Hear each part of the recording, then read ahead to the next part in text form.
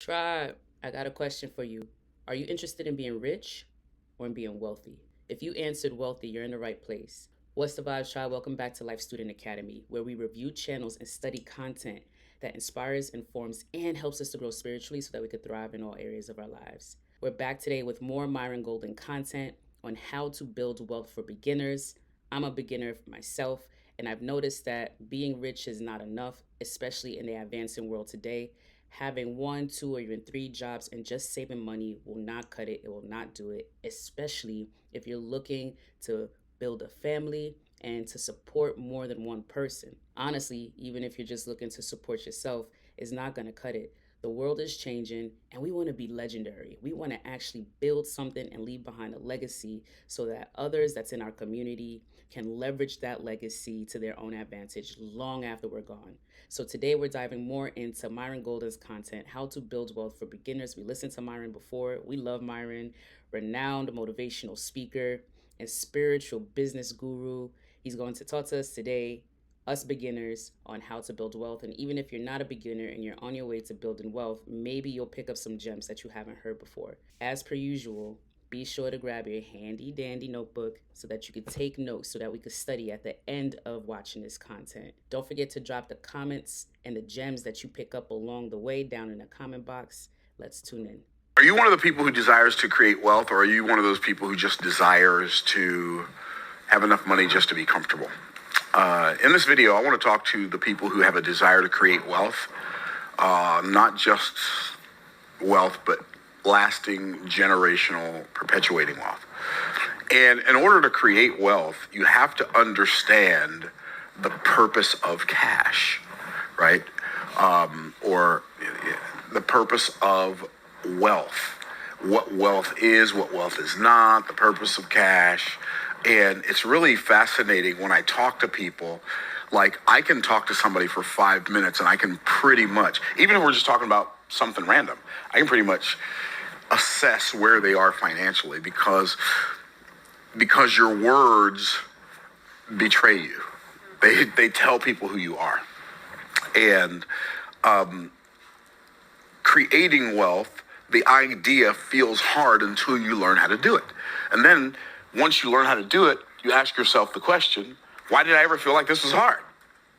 I don't know if anybody can relate to what I'm talking about, but like when you're on the come up and you're struggling financially and you're like, I don't get why this isn't working. You don't get why it's not working.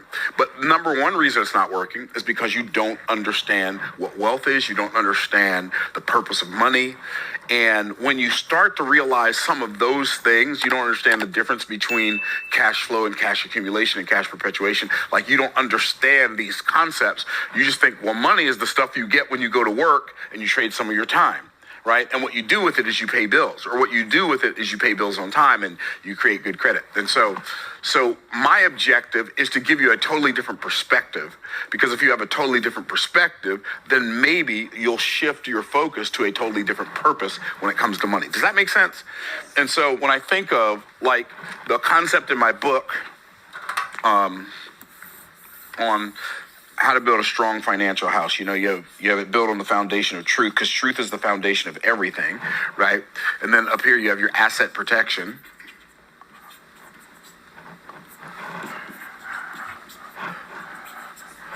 And then you have your 4 windows. And you have your door with your doorknob, of course. Okay, and so you have, this one is your income window. And on your income window, like most people get their income from their job, right? And so when people think of money, they think, number one, job. And what they do is they trade some of this for some of this. And then they trade this for the stuff that they desire to have for their car, their insurance, and their food, and whatever, their clothes, and whatever else. They trade this for this, and then this for everything else in their life. Okay, cool. And so because everything costs money, they emphasize the money because everything costs money. And so they think, well, if I can just accumulate more money. And so people obsess in America, in the world, over accumulating money. And they think that they think that cash accumulation is the primary objective of cash. But I submit to you that it's not. So people who are wealthy understand that cash accumulation is not the primary purpose of wealth. I'm going to get into that in a minute. So what happens is this is your what I call your IPA window. This is your WRL window, and this is your outgo window. So most people, poor people, their cash comes in. This is what happens with poor people. Their money comes into their house, and then it goes out the outgo window in the form of bills. Because poor people think the primary purpose of this is to pay for this. Is to pay bills, right? So poor people, they hyper obsess on bills and they hyper obsess on income so that they can pay those bills. Because if they don't pay those bills, they're going to get phone calls they don't want to receive. Like, they're going to lose things that they desire to have. And so, like, you may be able to relate to this, maybe not, but you're like, okay, do I pay my water bill this month or my electric bill this month? And maybe none of you have ever been there, but I've been there. That's where I used to live at the end of, am I going to pay my water bill this month or my electric bill this month street, right? And so, okay, are we going to pay the car insurance or are we going to pay our gas bill? Like, and when I say gas, I'm talking about gas for the house, right? So it's like when you hyper focus on bills, your focus on this is what makes you poor. It's like thinking that this is the primary purpose of money is what makes you poor, right? Now, middle class people, what they do is they pay their bills on time so they can maintain good credit. So they use debt. And WRL stands for wealth reducing liabilities. So they take some of their money, they borrow money, and then they pay their debts. And so their money comes in through their job, and then it comes down through the debt window, and then through the outgo window, and then out in the form of bills again. But they focus, this is the primary window focus of the middle class people, right? And what a lot of people do is they say, well, if I could just make this window bigger, if I could just get more income for the amount of time that I work, if I get paid a higher dollar an hour. So I was making $15 an hour. So now if I could make $35 an hour, my life is going to get better. Well, it is going to get incrementally better, but it's not going to get exponentially better, right? Or if I can make $50 an hour or $75 an hour or $100 an hour. And most people who are making $25 an hour right now, they think, man, if I could make $100 an hour, I'd be in the catbird seat for the rest of my life. Catbird seat, Texas colloquialism, very good spot. Okay, so rich people understand that this is the window that makes you wealthy. Income producing assets. You take some of your money, you take some of your time, and you put it in here. This is where we put that. And when we do this, when you take some of your money and some of your time and put it in here, in the beginning, it produces nothing. And this is why most people never do it. Because when you first start, it's like you can't really ever start making a lot of money until you learn how to stop working for money. And that doesn't mean you stop working, you quit your job because you stop working for money. It means you work on things that don't pay you in the beginning. Because a part of wealth creation, a big part of wealth creation is delayed gratification. You have to put off things you desire to do now, and you have to sacrifice some of the things you want to do now on the altar of things you want to do in the future. What most people do is they do the exact opposite. They sacrifice the long term on the altar of the short term. When making your life better in any arena, you sacrifice the short term on the altar of the long term. It doesn't matter if you want to learn a new skill. It doesn't matter if you want to acquire wealth. It doesn't matter if you want to develop a new physical experience of life, like you want to have more energy and have more health and vitality in your body. It doesn't matter. It always goes down to the same thing. Valuing the long term over the short term. Why? Because eternity is more real than time, because spirituality is more real than physicality, because that's what it's a picture of. Like, this is bigger than just a conversation about money. This is a conversation about how life works. And so what happens when you take some of your money and some of your time and you put it in here, in the beginning it does nothing. Then it produces a little bit of money. And then it produces a little more. And then it produces a little more. And then it produces a little more. And this window, as you begin to fill it up with assets, or the assets begin to be more productive and produce more wealth, what happens is this window now starts putting some money back into this window, right? And so now you have this thing where the money's coming in, but it's coming back. And then eventually, when you get to this point, you get to the point where this window, this income that you're making now, the income producing asset window now pays for your bills. So all of your bills, imagine if you had assets that could pay for all of your bills. For instance, I'm going to take this book. I'm going to take this book right here. This book right here generates between $7,000 and $18,000 a month. I wrote this book in 2006, right? Literally, all of my personal bills could be paid for with this one asset. I wrote the book one time. I put this book, boom, in that window. And every month after month after month after month after month after month, whether I go get it or not, this is income that comes in from my income producing asset window every month from this book. My other book, Boss Moves, I wrote that book in 2021.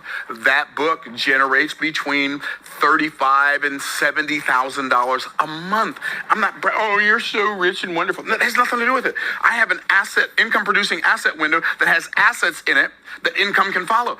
All right, had to call a timeout to make sure that you guys are following, or as Myron would say, to make sure that you're tracking. So Myron built this house. There's 4 windows.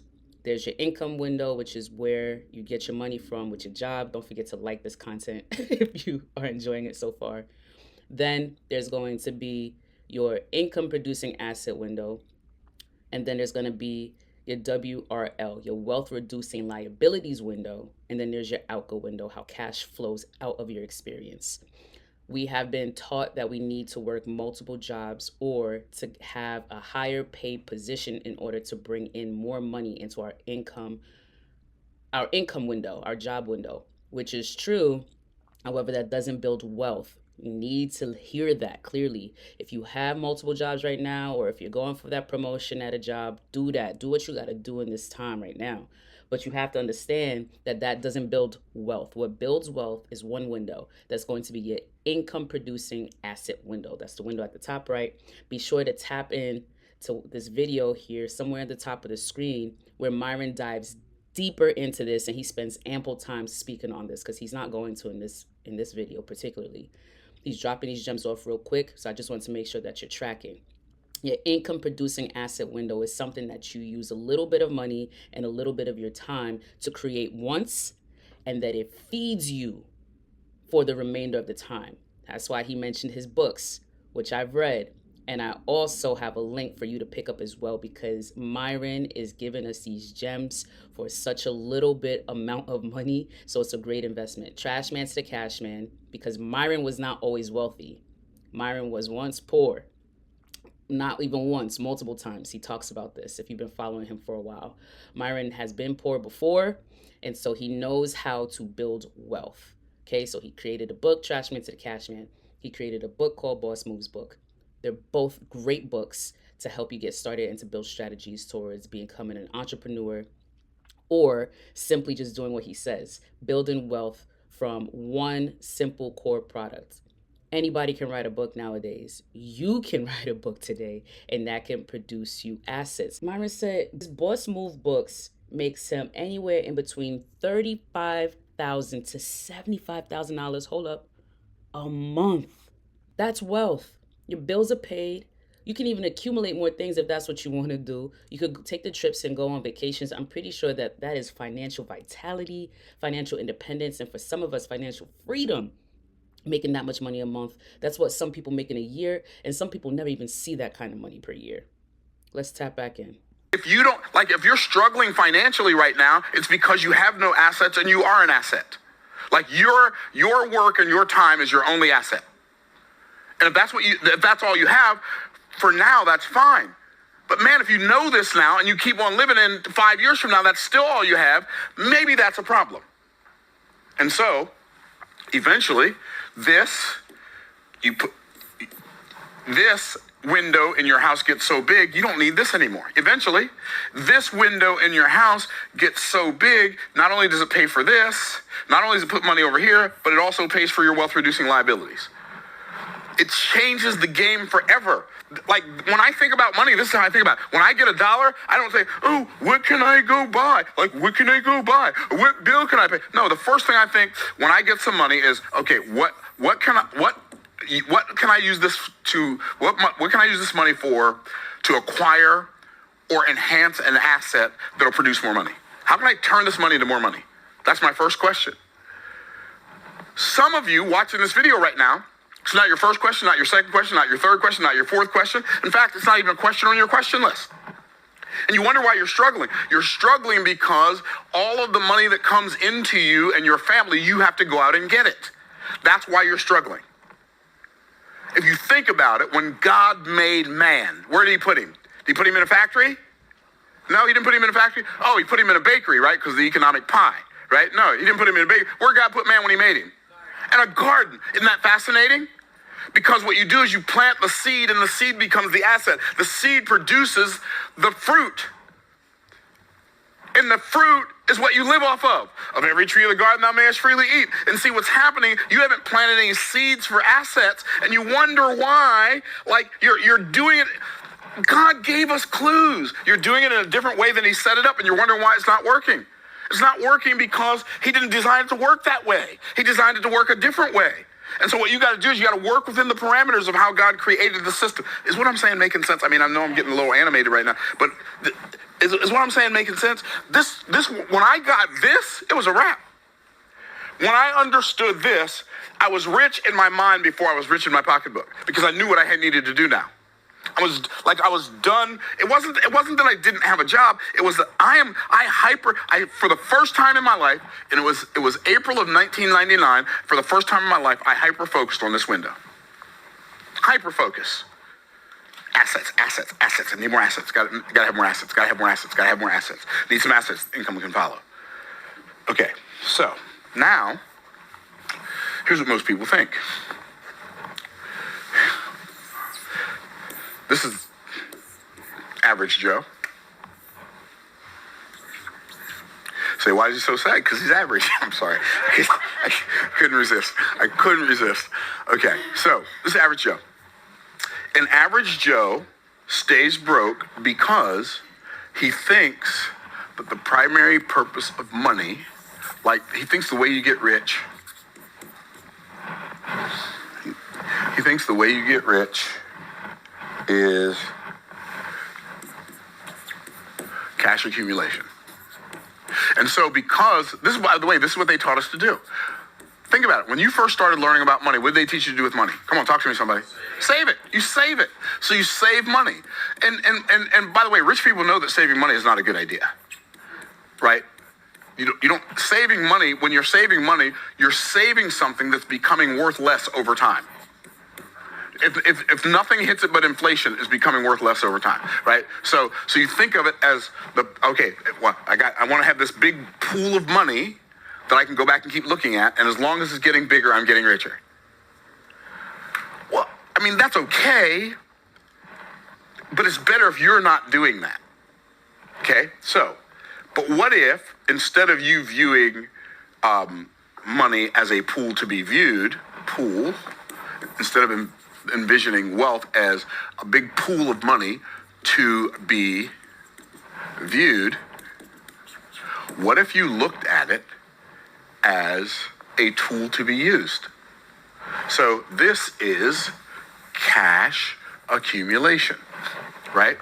And that's what most people think is wealth. But I submit to you, I would rather,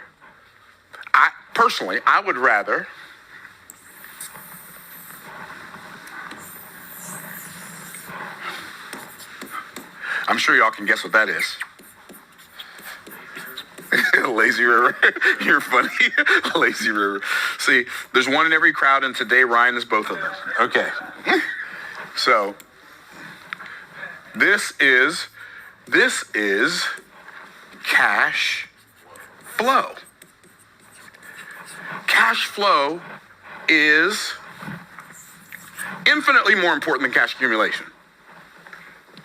I would rather have like massive cash flow and small cash accumulation, or none, than massive cash accumulation, no cash flow, or small cash flow. I would rather have massive cash flow. Now, if I could, this is such a cool concept. It's a cool concept because when you think about bodies of water, right? Or when I think about bodies of water, I think about a couple of different types of bodies of water. So we went to Israel a couple of times. I think we went in 2019. We went again in 2020, right? So one of the coolest things is when we went to Israel is like towards the end of our trip, we went down to the Dead Sea. And we stayed in, we didn't stay in the David Hotel the first time. We stayed in the David Hotel the second. I don't remember the hotel we stayed in. But what's really cool is when you stay at the Dead Sea, a lot of the hotels there, they have water that they pipe in from the Dead Sea into their pool, in their indoor pool. And it's like a flotation tank, right? So you can get in a swimming pool, and it's not a swimming pool. You can get in this floating pool, and you float. And when you get out, you just feel so invigorated from all the minerals. Okay, but nothing can live in the Dead Sea. It's interesting. So the Dead Sea in Israel is at the south. The sea at the north is the Sea of what? The Sea of Galilee. And there's a river that connects them. What's the river? The Jordan River. Okay, stuff lives in the Sea of Galilee. We know that because the apostles were fishing in the Sea of Galilee, right? Stuff can live in the Jordan River, but nothing can live in the Dead Sea. Isn't that fascinating? Or am I just easily fascinated? Okay, probably a little bit of both. Okay, so why can't things live in the Dead Sea? Because the Dead Sea has inlets, but no outlets. And that's why it's the Dead Sea. And I promise you, if your money has inlets and no outlets, your money is going to turn into a Dead Sea of cash accumulation. And I know a lot of people who have big cash accumulation, small cash flow, and they struggle financially. Why? Because all their money's tied up in a retirement account, or all their money's tied up for future use where they might or might not live long enough to use it. So cash flow is more valuable than cash accumulation. And if you can get cash flow and cash accumulation, that's better. But if I can figure out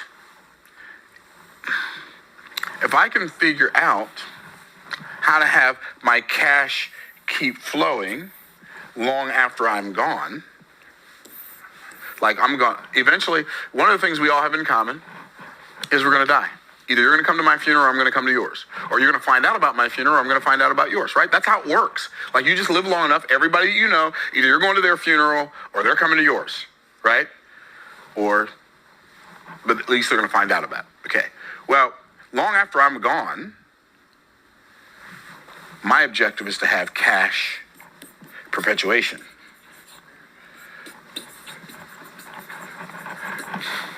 And my cash perpetuation is going to be determined by what I do with the cash flow and the cash accumulation while I'm still here. Because without going into great detail, because I don't have time, definitely don't have time. Without going into great detail, legacy wealth is not an amount of money. I'm going to create generational wealth. Generational wealth is not an amount of money. There have been plenty of families who've accumulated a bunch of money, and in less than 2 generations, it was all wiped out. Like millions, tens of millions, hundreds of millions of dollars, just gone in 2 generations.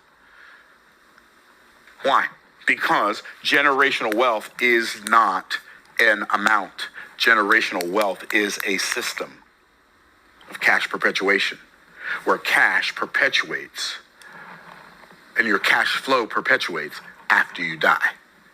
And you can, like all of us can set that up. How? Well, one, by having assets that income can follow. And the assets that income can follow while we're alive, and assets that income can follow even after we're gone. So I think about the fact that, I've self-published these books. When I'm gone, my family still has access to the funnel, the books. That cash flow keeps coming in. Why? Because it wasn't determined by something that I do every day. It's something that my cash flow from those assets is determined by something I did one day, not by something I do every day, right? And when I say one day, I mean a group of days, right? I've done it one time.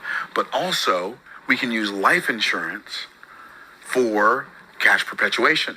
So I learned this concept from a guy named Garrett Gunderson. Garrett Gunderson wrote a book called What Would Billionaires Do? He wrote a bunch of books, Killing Sacred Cows. I don't know if any of you have ever read any of his books, but, and I mean, I didn't learn it from him because I learned about life insurance back in the 80s, probably before Garrett Gunderson was born. But the concept that I'm talking about right now. Wealthy families that perpetuate wealth, one of the things that they do is they use life insurance for wealth perpetuation.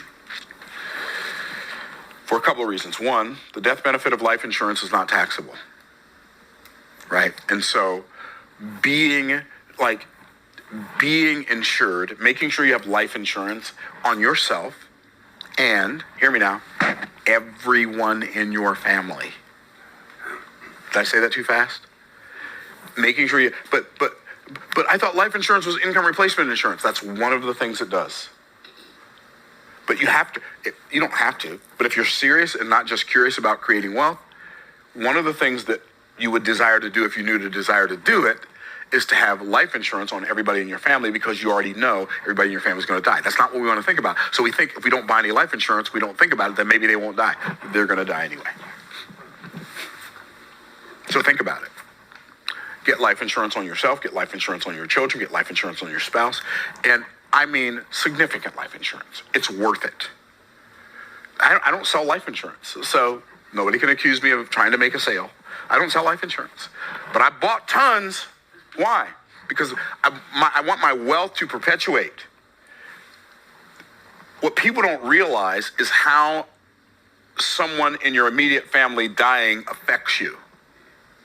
They don't realize it until it happens. They don't realize how surreal it is, how energy draining it is, how distracting it is, how confusing it is, how surreal it is. And they feel like, well, if somebody dies, I'll just go back to work and blah, blah, blah, blah. Yeah, that's what you think you'll do because you haven't experienced it yet. You don't understand. You cannot conceive the level of distraction and the level of anguish that comes with that. And so having life insurance gives you the ability to step back from a minute. Now maybe going back to work is something that will be beneficial to you, but it depends on who you are, maybe not. But wouldn't you rather have the choice, right? And while your children don't provide income, generally, right? They do provide a sense of significance and responsibility and purpose. And if one of your children dies, you're not I don't want to profit off my family's death. Okay. Right. I get that. So, but you don't want to necessarily have to go back to work when your family needs you to be there with them to support them because your family member died, their family member died also. And if you're the strong one, they need you. Y'all picking up what I'm putting down? Yes, sir. Like, there are guys that have, like if you're a married man and you have a wife and children and you don't have life insurance, shame on you. You don't have, I shouldn't say shame on you, but do something about it. Like if you don't have life insurance because I don't want my wife to have all this money and then she goes marry somebody else, blah, blah, blah, blah, and then this dude turns more money. Okay, right. But you want her to have to go find somebody else because you didn't take care of her.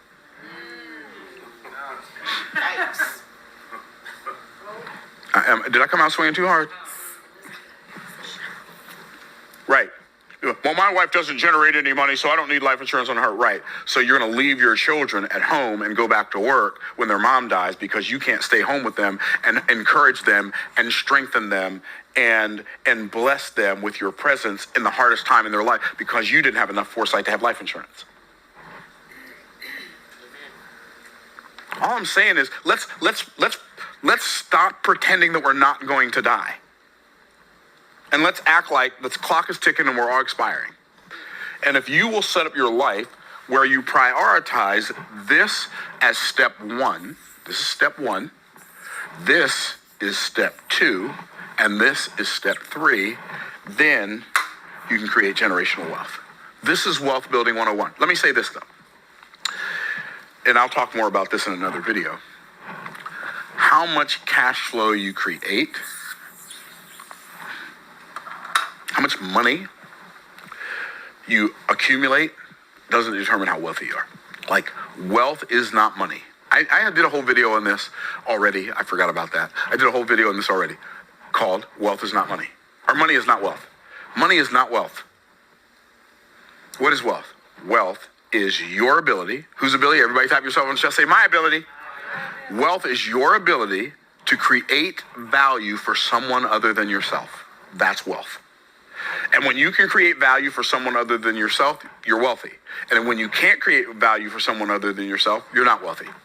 So this is my Wealth Building 101 video. Hopefully it'll help you in some way, shape, or form to make a decision to increase your cash flow and your and prepare your cash perpetuation. So eventually when you accumulate a bunch of cash, it's not flushed down the toilet. By the way, let me say this. When I talk about cash perpetuation, it's not enough just to have life insurance and just to have assets.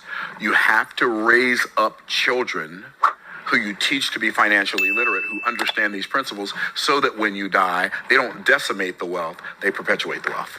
Hope this video blesses you. Stay blessed by the best, and we'll see you in the next video. Bye for now. I'm always inspired, motivated.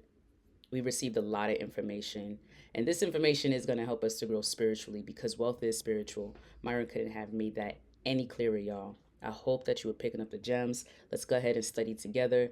I was appreciative that Myron would emphasize what wealth was in multiple kinds of ways. So we started out talking about our house and how we build it, right? How we build in wealth is the same way you would build your house. And if a house had 4 windows, you're going to have your job, which more than likely, if you're watching this, you have that now, or if you don't, more than likely you'll get one.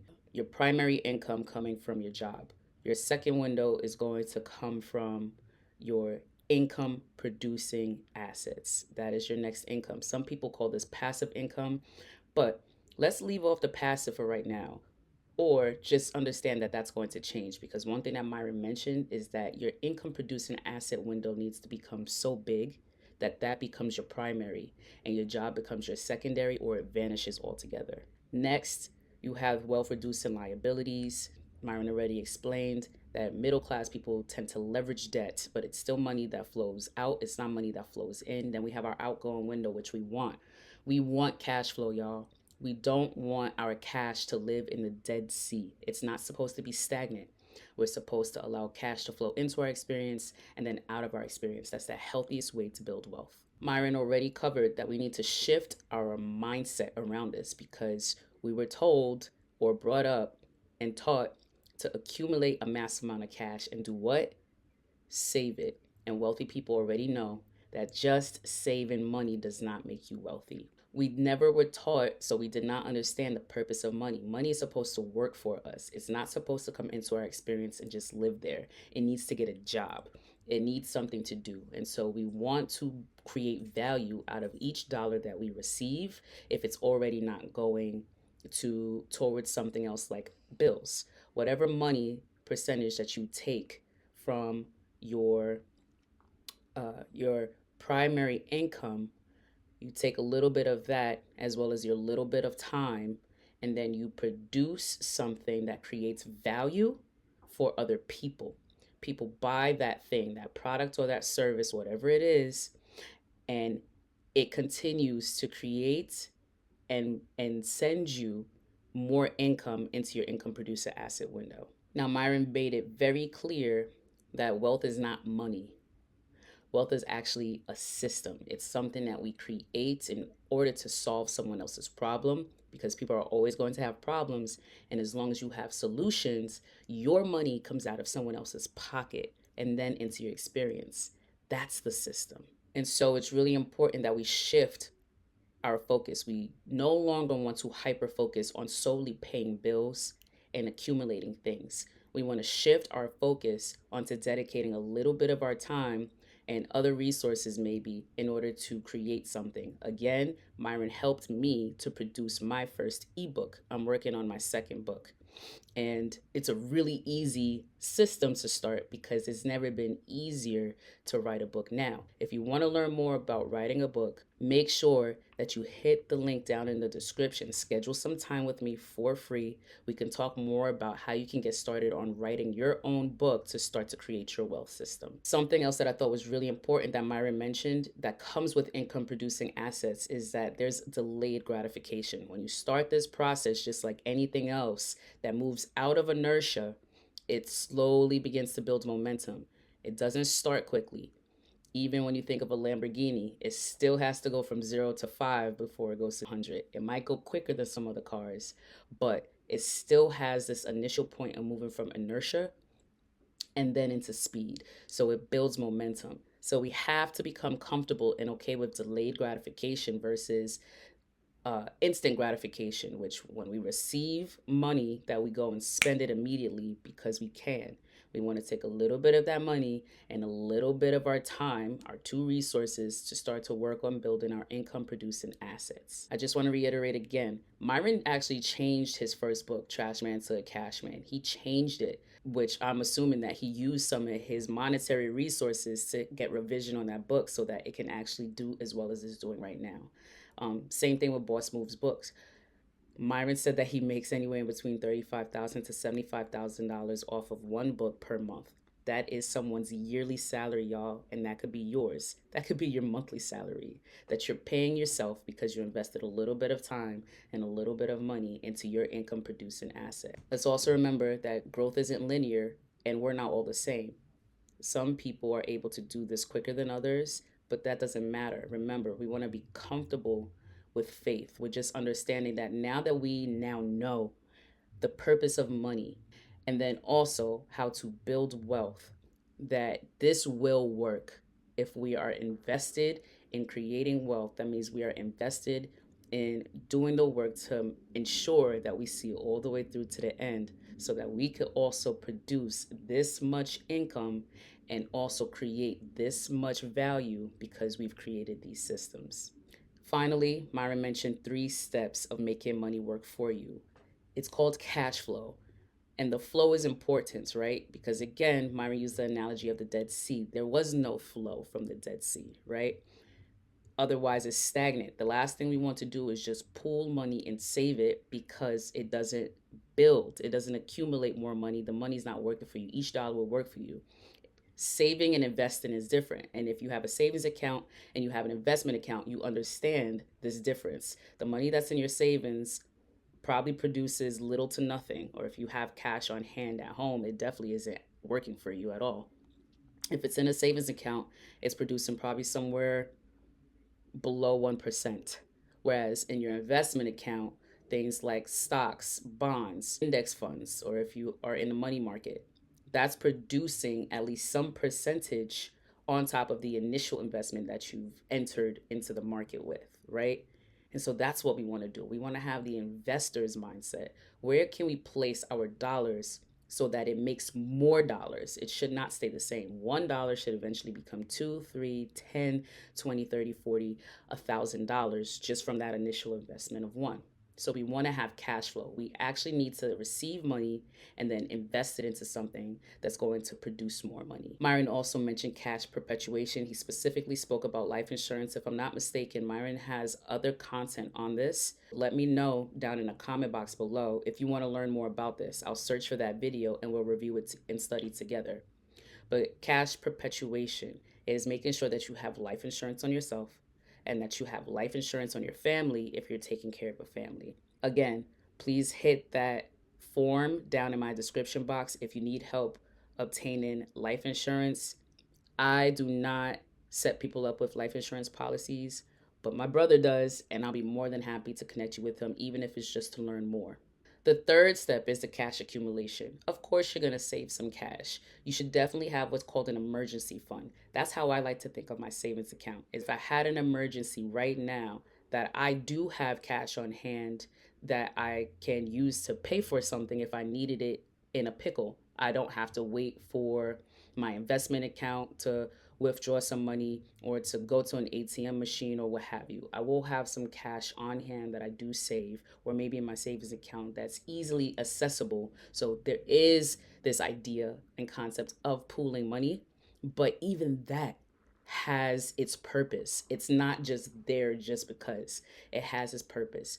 If my car breaks down today and I needed to replace tires or transmissions tomorrow, that I have the money to do that on hand and I don't have to wait. And that's it, y'all. This was absolutely amazing as always. Myron brings the energy, so he's able to inspire and motivate us. And it doesn't stop there, tribe. We are a community. Let's do this together. Be sure to hit that form down in the description if you want to connect personally. We can grow together. I'm leaving my services open for a free consultation, and we could talk more on how we're going to make this dream become a reality, because it's possible. We now have the gems, we have the tools, we have the instructions, and our marching orders. Let's take action. If you're interested in Myron's books, Trash Man to Cash Man, Boss Moves books, or even entering into his challenge, which I've also done before, Make More Offers Challenge, then also hit the links down in the description box below. I got you. And finally,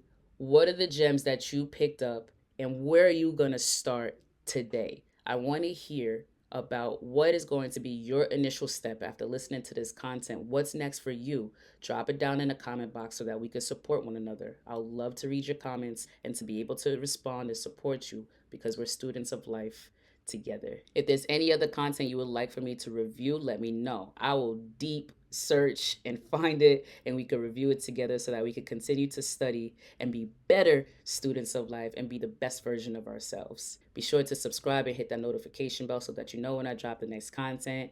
And until next time, tribe, peace. So